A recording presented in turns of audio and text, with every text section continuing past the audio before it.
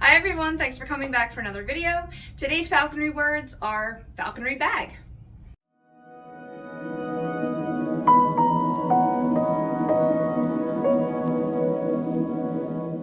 Now there are actually two ways of using the word bag. You can bag game, which is another thing. I'm talking about physically falconry bags today. So falconers are always going to have some kind of usually shoulder strap bag with them when they're with their birds, often when we're not with our birds. Usually it's one bag. I actually have two. I have one for the lure and one for some other stuff.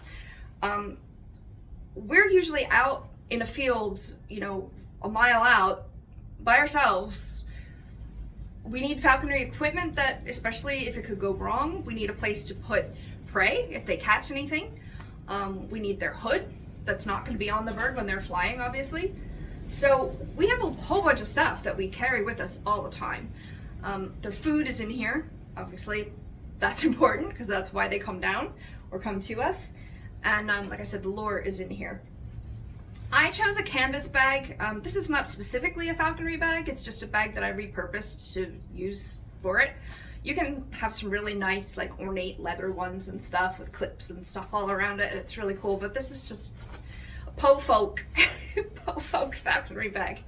The middle one, I usually have her food in. I have some just paper towels where her food was. I put her food, her chicks, quail, or mice in a little plastic bag, a little like sandwich bag. And then I set that in here with some paper towels. I'm often taking apart pieces of them with my hands as we're going. I'll have my, my left hand in the glove, obviously, but I take off the pieces and then, just wipe my hand off on the paper towel real quick because it's guts and blood and stuff, it's raw meat. So that's really it back here. I don't really use the flap over top, but you can. In the front, let's see, I have some triple antibiotic ointment for her feet, which I actually forgot to put on today. She has bumblefoot often in one of her feet. I haven't talked about bumblefoot yet. It sounds fake, but it's not, and it's horrible. But this is for her specific needs. I have some zip ties, which is kind of important for modern falconry. Didn't have these back in ancient Egypt, but I usually clip some of her jesses on because she tries to pull them out if she just gets in the mood. I don't need to carry this many out into the field, but they're really light, who cares? So I've got that in there. I've got some jesses, because if I had to cut one or like she pulls one out or something happens. These are field jesses. They're considered field jesses. You can't see it at all, but they do not have a slit in them. These are meant to put on your bird when you release them because then they won't catch on anything. However, oh, is it even in here? I have some old medication for her feet. Usually I have a roll of electrical tape in here because when I don't use that was the lid for that. When I don't use the field jesses, a lot of falconers will just put tape over the holes on their jesses, and then when the bird comes down, you can take the tape off and, we put these in our glove and make sure we have them really good, but then you can take the tape off and clip them. These don't have a hole for clips, so it's, that's in here. I have, another jess. This one has the slit in it. It's just a backup, can't really tell. Oh, maybe it doesn't have a slit in it. No, it's just stiff. I have little wire cutters for the zip ties, for whatever, you never know. And I have some trash. There's a piece of electrical tape that I've cut off a jess that's still in there. We're not great with cleaning out our falconry bags. And I have some extra clips. I ended up not using these clips, but falconers have a lot of clips and swivels and stuff. So, if your equipment breaks and you're out and, who knows, it's good to have backups with you. Like I said, usually I have a roll of electrical tape in here. Her hood will usually go in here, and whatever you need, basically. I also have I had some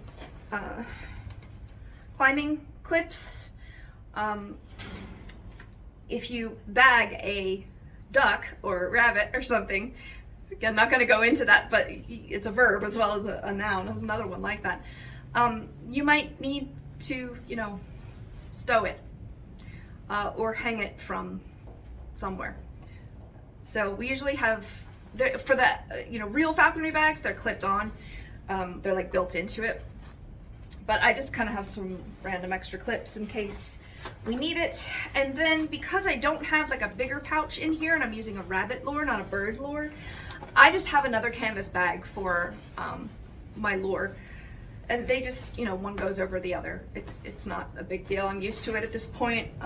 We had a bird lure we were using for the falcons when I worked with them, and we only needed one bag because the bird lure was smaller. But this thing, you know, is supposed to, it does not look like a rabbit, and they know. I put a little tail on it though, so it looks a little more like a rabbit. But, you know, this is huge. It's like, I don't know, at least a foot long or so. And I have a weight attached to it, handle, and a whole bunch of strings so that if I, you know, when I'm training her, I like to pull it so that she has to chase it a little bit. She did that today and she did spectacular. I can't wait to edit that video. But the string is, you know, wrapped up on here, and it's heavy enough that if she tries to grab this and fly off with it, this is still gonna hold it down. She can't just take this. All right, we usually step on this string when we're getting closer to them so that they can't take it. We also don't want them to get the food off of the lure, but I usually have it garnished, meaning I have food tied to the lure when it's in there.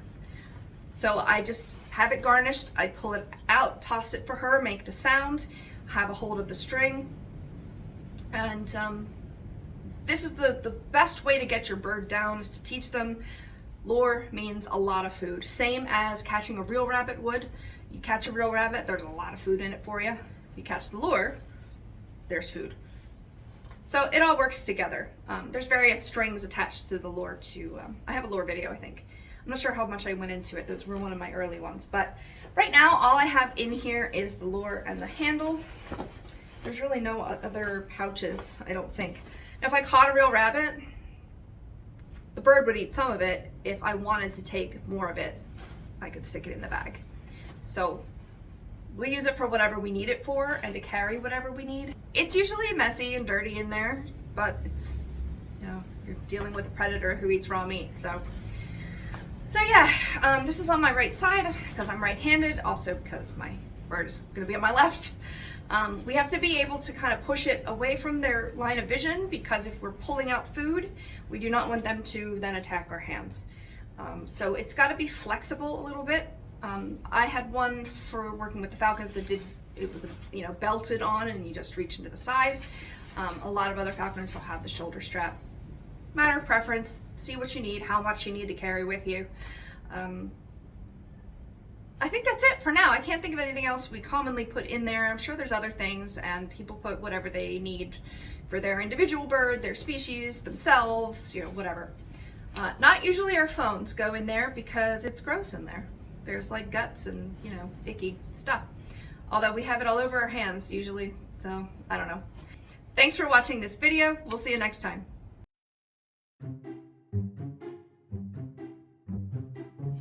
Hi everyone. Let me get the. It's like foam and shit back here.